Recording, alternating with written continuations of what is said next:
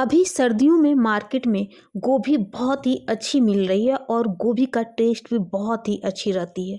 गोभी का पराठा सभी को पसंद आती है, पर बहुत बार गोभी का पराठा बनाते वक्त कई बार पराठा फट जाते हैं और मसाले बाहर निकलने लगते हैं, जिससे गोभी पराठा परफेक्ट नहीं बन पाते हैं। तो आज हम इस वीडियो में आपको परफेक्ट टिप के साथ और सीक्रेट मसाले के साथ पराठा बनाना बताऊंगी, जो आपको बहुत ही टेस्टी लगेगी और ढाबे जैसी टेस्टी का फीलिंग आपको मिलेगी। हेलो फ्रेंड्स, नमस्ते, सत श्री अकाल। मैं रिंकी, मदर किचन रेसिपी में आपका स्वागत है। तो चलते हैं इस रेसिपी को बनाने के लिए। तो मैंने गोभी को इस तरह से सारे को तोड़ लिया और तोड़ करके और इसमें कीड़े हैं तो ये चेक कर लेनी है। और चेक करके मैंने इसको अच्छे तरीके से पानी से धोया और पंखे के नीचे रख दिया, ताकि इसका जो पानी है वो सारा निकल सूख जाए और एक बूंद इसमें पानी ना हो। फिर मैं इसको कद्दूकस करने के लिए चलती हूँ। इस तरह का कद्दूकस सबके घर में होता है, तो आप इस तरह का कद्दूकस इसमें नहीं करें। इसमें ज़्यादा बड़े होल होते हैं, तो बड़े होल होने के कारण हमारा जो परफेक्ट नहीं बन पाएगा, और छोटे होल से भी नहीं अच्छी बनेंगे, मॉइस्चर ज़्यादा आ जाएंगे। तो मैं बता रही हूँ, बड़े बड़े और ना छोटे ज़्यादा से करने हैं, बिल्कुल मीडियम साइज वाले होल से करने हैं कद्दूकस, ताकि हमारा जो पराठे हैं वो परफेक्ट तरीके से बने, निकले नहीं मसाले। तो ये सीक्रेट टिप्स होते हैं जो फॉलो करना बहुत ज़रूरी है। तो इस तरह से कद्दूकस कर लेने हैं। और अगर ये इस तरह का जो डंठल है वो आप उसको भी कद्दूकस कर ले, इसको वेस्ट ना जाने दें। तो इस तरह से सारे को कद्दूकस कर लेने। अगर जो बड़े बड़े हैं टुकड़े बाहर ये हो जाते नहीं हो पाते हैं, तो उसको भी छोटे छोटे मतलब कद्दूकस करके कर लेने हैं, ताकि हमारा जो पराठा बनाते वक्त हमें उसमें प्रॉब्लम ना हो। तो इस तरह से कद्दूकस कर लेने बिल्कुल बारीक। तो इस तरह से मैंने सारे कद्दूकस करके रख लिया और उसमें 1 चम्मच नमक डाल दिया, ताकि नमक इसमें आ जाए और मॉइस्चर थोड़ा निकल जाए इससे। तो इस तरह से आप हाथों से इसका जो पानी है वो निकाल ले सकते हैं, लेकिन अगर आप बेटर होगा कि आप इसका पानी इसमें रहने दें, ताकि हमें उस पौष्टिकता हमें सभी मिल पाए। तो फिर चलते हैं इसके लिए हम आटा गूंदने के लिए। आटा गूंदना भी बहुत ही स्पेशल होता है, बहुत ही इम्पोर्टेंट होता है आटा गूंदना, और टिप्स के साथ आटा गूंदने का। तो मैं इसमें नमक टेस्ट के अनुसार नमक डाली और अजवाइन हाथों से क्रश करके इसमें डाली, ताकि जो गोभी है वो डाइजेस्ट जल्दी नहीं हो पाता है, तो हम जो अजवाइन है वो उससे डाइजेस्ट होने में बहुत ही हेल्पफुल मिलता है। फिर मैं 1 चम्मच इसमें तेल डाला, ताकि क्रिस्पी बने। फिर इसमें धनिया पत्ता और करी पत्ता को मिक्स करके अच्छे से मिलाया। बहुत ही अच्छी फ्लेवर आती है इस तरह से डालने से। टेक्सचर जो है पराठे का वो बहुत ही अच्छा होता है, और बच्चे इंटरेस्ट के साथ खाते हैं। अगर देखने में टेक्सचर में अच्छा लगे तो बच्चे बहुत इंटरेस्ट के साथ खाते हैं। फिर मैं रूम टेम्परेचर में पानी लेकर के इसको अच्छी तरीके से गूंदूंगी। हाथों से बहुत मसल के आटे को गूंदना है, ताकि हमारा जो रोटियां हैं, जो पराठे हैं, वो अच्छी से सॉफ्ट बने। तो मैं इसको 10 से 15 मिनट के लिए मैं इसको ढक करके छोड़ देती हूँ। आपको मैं दिखा पा रही हूँ इस तरह से गूंदने, ना सख्त गूंदने हैं ना बिल्कुल गीला गूंदना है। तो इस तरह से मैं आपको दिखा पाई। इस तरह से ढक करके इसको रख देने 10 से 15 मिनट। फिर मैं इसके लिए मैं मसाला तैयार करने के लिए चलती हूँ। पैन गर्म हो गई और फिर मैं इसमें 2 चम्मच घी डालूंगी। अगर आप घी पसंद नहीं करते तो आप इसमें ऑयल जो भी आप खाना पसंद करते हो डाल करके इसमें 1 चम्मच मैं जीरा डाली। फिर अजवाइन इस मसाले में भी डालूंगी, ताकि हमारा जो पराठे, जो गोभी के पराठे हैं, वो डाइजेस्ट अच्छी तरीके से हो जाए। मसाला क्रश करके हाथों से डाला और फिर इसमें हींग डाली। हींग का भी फ्लेवर बहुत ही अच्छा होता है, और गोभी पराठे में जो डाइजेस्ट अच्छी तरीके से हो जाए। फिर मैं इसमें 2 बड़े चम्मच इसमें लहसुन कद्दूकस करके डाला। ऐसे सर्दियाँ चल रही हैं, तो गर्माहट के लिए लहसुन खाना बहुत ज़रूरी होता है। तो मैं इसमें लहसुन डाल करके अच्छी तरह से भुना। फिर मैं जो सीक्रेट मसाले हैं फ्रेंड्स, मैं वो बताऊंगी। मैं इसमें 2 चम्मच के लगभग मैं इसमें बेसन डाली, ताकि फ्लेवर इसका बहुत अच्छा है, टेक्सचर अच्छा है। तो ये बेसन डालने से बहुत ही अच्छी खुशबू आती है ये पराठे में। और इस तरह से अच्छी तरीके से इसको भूनना है। खुशबू बहुत अच्छी आ रही है, खुशबू बहुत अच्छी आती है इस पराठे में बेसन को डालने से। तो आप इसको ज़रूर डालें और टेक्सचर भी बहुत ही अच्छा आता है। तो इस तरह से डाल करके मसाले बहुत देर तक इसको भूनना है ताकि जो बेसन है वो अच्छे से भून जाए। फिर मैं जो कद्दूकस करके रखा था गोभी को, उस तरह से हाथों में आपको लेकर के दिखा रही हूँ। ये देखो मॉइस्चर कितने आ गए हैं इसमें। अब मैं इसमें डाल देती हूँ। तो ऐसे मसाले जो हैं, जो बेसन है वो ऑब्जर्व कर लेता है जो मॉइस्चर है, तो इसीलिए मैं गोभी का जो पानी है वो मैंने नहीं निकाला और इसी तरह से रहने दिया ताकि जो बेसन है वो ऑब्जर्व कर ले। फिर मैं इसमें आधा चम्मच हल्दी, आधा चम्मच लाल मिर्च पाउडर, आधा चम्मच गरम मसाला और आधा चम्मच में काली मिर्च का पाउडर डाला। फिर इसमें हरी मिर्च डाला, आप अगर नहीं खाना पसंद करते स्किप भी कर सकते हो। फिर इसमें मैं चाट मसाला डाली खटास के लिए, ताकि खट्टा खट्टा लगे, अच्छी लगे टेस्ट इसका। अगर आपके पास आमचूर पाउडर नहीं है तो आप चाट मसाला भी डाल सकते हैं, और चाट मसाला नहीं है तो आप नींबू का रस भी डाल सकते हैं। अगर नींबू रस नहीं डाले तो बेटर होगा, क्योंकि हाँ, ये गीला कर देगा, मॉइस्चर इसमें ज़्यादा आ जाएगा, गीलापन आ जाएगा। तो ट्राई करें कि आप ड्राई मसाला ही इसमें डालें। तो इस तरह से मसाले बिल्कुल भून गए हैं और बहुत अच्छी तरीके से भून गए। मैं फिर इस स्टेज पे मैं धनिया पत्ता डाल के इसको मिलाऊंगी।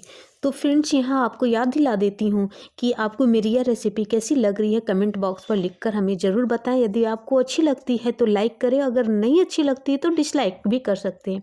यदि आप फेसबुक पर देख रहे हैं फ्रेंड तो हमारे फेस को फॉलो कर सकते हैं। यदि यूट्यूब पे देख रहे हो तो हमारे चैनल को सब्सक्राइब करके इसी के साथ बेल आइकन ज़रूर दबाएँ, ताकि आपको फ़ोन की घंटी बजे जब हमारी कोई न्यू रेसिपी की वीडियो आए। तो इस तरह से दूसरा बॉल में इसको ट्रांसफ़र कर देते हैं ठंडा होने के लिए, और फिर मैं चलती हूँ।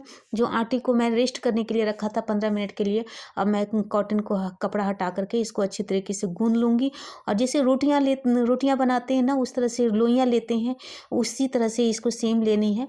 तो इस तरह से लोइयाँ लेकर के अच्छी तरीके से इसको भी गोल गोल कर लेने हैं, और इसको आटा से इसको पूरे तरीके से पूरे चारों तरफ से इसको मिला देना। और मैं इसको कटोरियाँ कैसे बनानी है ये मैं आपको बताती हूँ। ये देखो, हाथों में लेकर के दोनों हाथों के हेल्प से इसको इस तरह से राउंड राउंड लगाने हैं। ये बिल्कुल किनारे किनारे बिल्कुल पतली करती जानी है। अचानक आप बीच में नहीं इसको कटोरियाँ बनाने की कोशिश करो, बिल्कुल किनारे किनारे आप देख पा रहे हैं। इस तरह से बिल्कुल पतले पतले इसको करते जाने, किनारे करनी है, बिल्कुल बीच में अभी टच नहीं करना है। इस तरह से किनारे किनारे राउंड राउंड इस तरह से घुमाने ताकि पतली हो जाए। ये देखो इस तरह। उसके बाद फिर बीच में इसको दबाने हैं, थोड़े से प्रेस करने, हल्के हाथों से इसको प्रेस करने, हल्के हल्के दबाने हैं ताकि कटोरियाँ अच्छे से बन जाए। और फिर उसके बाद चारों तरफ फिर से इसको पतली करनी है। ये देखो इस तरह से पतली करनी है, और फिर हल्के हाथों से इसको दबाते जाना है। ये देखो इस तरह से हल्के दबाने, फिर ऊपर करने हैं। ये देखो मेरे बिल्कुल कंप्लीट हो गए। इस तरह से हाथों से गोल गोल घुमा करके ये कंप्लीट कर लें। इसके बाद मैं इसमें मसाला डालूंगी। मसाले आप अपने अकॉर्डिंग कम या ज़्यादा कर सकते हैं। मैं इसमें 3 चम्मच के लगभग मैं इसमें मसाले डालूंगी। अगर इसमें पराठे में ज़्यादा मसाले हो तो बहुत ही अच्छे लगते हैं। तो इस तरह से मसाले डाल के इसको हल्के हाथों से दबाने हैं, और इस तरह से दोनों हाथों के हेल्प से इसको घुमाने हैं, गोल गोल घुमाते जाना है। और मसाले अगर बाहर निकलते हैं तो हाथों के हेल्प से इसको हल्के हल्के दबाते जाने हैं। इस तरह से हल्के हल्के दबाते जाने हैं। ये देखो इस तरह से दबाते जाने हैं जो मसाले बाहर निकल रहे हैं, और फिर दोनों हाथों के हेल्प से इसको राउंड राउंड इसको घुमाते जाने हैं। एक ही साइड से घुमाते जाने हैं, कंटिन्यू घुमाते जाने हैं। ये देखो अब मसाले निकलना बंद हो गए हैं। ये देखो इस तरह से आप करके ये बिल्कुल इस तरह से राउंड राउंड करते जाने हैं, और जो एक्स्ट्रा जो आटा है वो इसको निकाल करके साइड कर देने हैं। ये देखो इस तरह से साइड कर देने हैं। ये देखो मेरे बिल्कुल कंप्लीट हो गई है, गोल गोल बिल्कुल हो गए, बिल्कुल मसाले नहीं निकले हैं। और ये जो किनारे जो बचे हैं, जो ऊपर वाले जो आटा बचे हैं, इसको प्रेस करके इसी में दबा देने। ये कंप्लीट हो गए। अब मैं इसको पूरे चारों तरफ इसमें आटा लगा दूंगी। जैसे रोटियां बेलते हैं ना, तो उस तरह से रोटियों की जैसे लेप लगाते हैं हम आटा के, तो इस तरह से पूरे में आटा को मिला करके अच्छी तरीके से इसको फैला देने हैं। अब बेलने का तरीका मैं बताऊंगी फ्रेंड। इसको डायरेक्ट इसको बेलना नहीं है, बिल्कुल हाथों से, सॉफ्ट हाथों से इसको हल्के हल्के किनारे किनारे दबाने हैं। बिल्कुल किनारे किनारे प्रेस करते जाने, दबाते जाना है, और कंटिन्यू दबाते जाना है इसको। और बीच में हल्के हल्के फिर दबाने हैं, अचानक बीच में नहीं दबाना है। ये देखो इस तरह से, अगर इस तरीके से करोगे तो रोटियां हमारी जो है मसाले बिल्कुल बाहर नहीं निकलेंगे। इस तरह से किनारे किनारे करने हैं, और फिर हल्के बीच में फिर दबाने हैं, फिर किनारे किनारे करने हैं। आप देख पा रहे हैं, ये देखो किनारे किनारे करने हैं। ये देखो इस तरह से फिर बीच में दबाने हैं। तो और फिर इसमें जब कंप्लीट हो गया, मैं फिर थोड़ी सी आटा डाल करके दोनों साइडों से आटा डाल देनी है, ताकि बेलने के टाइम में हमारा ये चिपके नहीं। अब मैं इसमें बेलन चलाऊँगी। अब बेलन चलाने का तरीका आप ये देखो, बिल्कुल राउंड इस तरह से मैं आप दिखा पा रही हूँ मैं, देखो ये बिल्कुल इस तरह से घुमाने हैं और आगे जाने हैं फिर पीछे आने हैं, इस तरह से ये देखो, इस तरह से आप देख पा रहे हैं, इस तरह से पीछे और बिल्कुल सॉफ्ट हाथों से चलाने हैं, तेज़ी से नहीं चलाने हैं। ये देखो, आप एरो से के हेल्प से आप देख सकते हो किस तरह से बेलन चलानी है। इस तरह से बेलन चलाने से हमारी जो मसाले है वो नहीं निकलेगी। आपको मैं दिखा पा रही हूँ, ये देखो बेलन से इस तरह से कंटिन्यू करते जाओ। ऐसे आदत नहीं होती है तो आप जल्दी जल्दी नहीं बना पाओगे। अगर ऐसे हैबिट हो जाएगी इस तरह से बनाने, तो आप जल्दी जल्दी आप इस तरह का पराठा बना सकते हो। तो आप इस तरह से आप बेलन चलाओगे तो बिल्कुल पराठे के से मसाले नहीं निकलेंगे। तो इस तरह से कंटिन्यू इसको चलाते जाना है और कंप्लीट हो गए। ये देखो बिल्कुल अच्छे तरीके से मसाले चारों तरफ से फैल चुके हैं, पूरे जगह अच्छी तरीके से मसाले फैल गए हैं। अब मैं दिखा रही हूँ, ये देखो कितनी पतली हो गई है ये रोटियाँ। अब मैं तवे पे गर्म हो गए तवा मेरी, और तवा पे डाल देती हूँ इसको और अच्छी तरीके से इसको सेक लूँगी। अभी घी या बटर इसमें नहीं डालनी है। जब ये अच्छी तरीके से सेक जाए तब इसमें हम घी डालेंगे। ऐसे आप बटर खाना चाहते हो तो बटर भी डाल सकते हो, और घी अगर खाना चाहते हो तो घी भी डाल सकते हो। तो इस तरह से सारे तरफ से मैं घी डाल दी और इसको चारों तरफ से अब मैं सेकूँगी। ये देखो इस तरह से सेकनी है।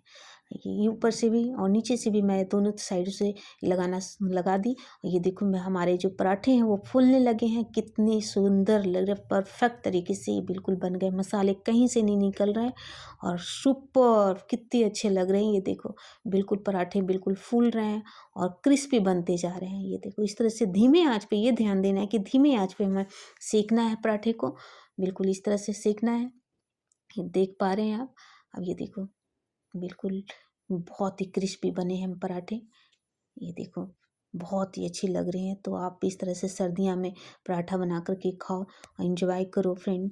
और बच्चों लोग को तो बहुत ही अच्छी लगेगी। तो ये कंप्लीट हो गए। इसी तरह से सारी रोटियां बना कर के कंप्लीट कर लें आप। और मैं इसको ट्रांसफ़र कर देती हूँ अलग प्लेट में। ये देखो बहुत ही सुपर्ब लग रहे हैं। सर्दियों में बहुत ही पसंद करते हैं बच्चे या बड़े, सभी को पसंद आते हैं पराठे, गोभी के पराठे। तो इस तरह से कंप्लीट करके मैं आपको दिखा रही हूँ। ये देखो अब मैं इसको खोल करके दिखाती हूँ कि पराठे कितने परफेक्ट बने हैं और मसाले कितने अच्छे तरह से फैल चुके हैं। ये देखो कितने बहुत अच्छी खुशबू भी बहुत अच्छी आ रही है। अब मैं ये देखो मसाले कितने अच्छे से परफेक्ट फैले हुए हैं और क्रिस्पी बने हैं। तो इसको मैं सर्व करके दिखाती हूँ। बहुत ही टेस्टी, आप इसको धनिया की चटनी के साथ या दही के साथ आप इसको एंजॉय कर सकते हैं। तो ये देखो इस तरह से कितनी क्रिस्पी है, आप इस तरह से आप तोड़ करके और आप एंजॉय करें सर्दियों में। अगले वीडियो मिलते हैं, तब तक के लिए बाय बाय, टेक केयर।